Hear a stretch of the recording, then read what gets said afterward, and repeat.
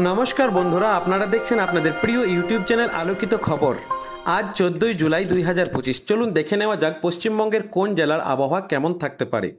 সাধারণ পূর্বাভাস, আজ পশ্চিমবঙ্গের বেশিরভাগ জেলাতেই দক্ষিণ পশ্চিম মৌসুমি বায়ুর সক্রিয়তা থাকবে। এর প্রভাবে উত্তরবঙ্গ ও দক্ষিণবঙ্গের কিছু অংশে হালকা থেকে মাঝারি বৃষ্টিপাতের সম্ভাবনা রয়েছে, তবে তাপমাত্রা খুব বেশি পরিবর্তন হবে না। আর্দ্রতাজনিত অস্বস্তি বজায় থাকবে। চলুন এবার দেখে নেওয়া যাক জেলাভিত্তিক আবহাওয়ার খবর। উত্তরবঙ্গ, দার্জিলিং, কালিম্পং, আলিপুরদুয়ার, কোচবিহার, জলপাইগুড়ি এই জেলাগুলিতে আজ বজ্রবিদ্যুৎ সহ মাঝারি থেকে ভারী বৃষ্টিপাত হতে পারে। কিছু কিছু জায়গায় অতি ভারী বৃষ্টির সম্ভাবনাও উড়িয়ে দেওয়া যাচ্ছে না। বিশেষ করে পাহাড় সংলগ্ন এলাকায় ভূমিধসের সম্ভাবনা থেকে যাচ্ছে। তাপমাত্রা 25 থেকে 30 ডিগ্রি সেলসিয়াসের মধ্যে ঘোরাফেরা করতে পারে।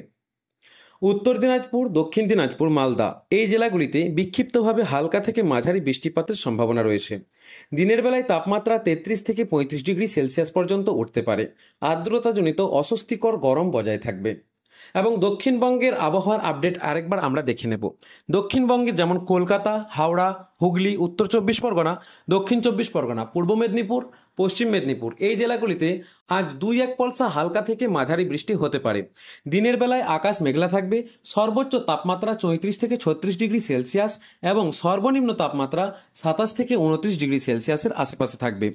আর্দ্রতাজনিত অস্বস্তি তুলনামূলকভাবে বেশি হবে।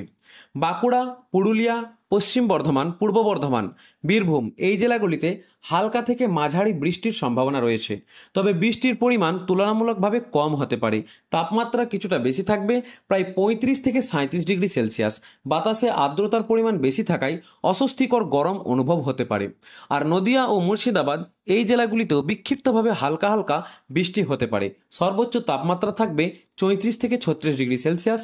আর্দ্রতা বেশি থাকবে এবং এই সঙ্গে বিশেষ সতর্কতা রয়েছে, যেসব এলাকায় ভারী বৃষ্টির পূর্বাভাস রয়েছে সেখানে নিচু এলাকায় জল জমার বিশেষ সম্ভাবনা রয়েছে। পাহাড়ি এলাকায় যারা আছেন তাদের ভূমিধস এবং ধসের বিষয়ে সতর্ক থাকতে হবে। বজ্রবিদ্যুৎ সহ বৃষ্টির সময় নিরাপদ আশ্রয় নিতে অনুরোধ করা হচ্ছে।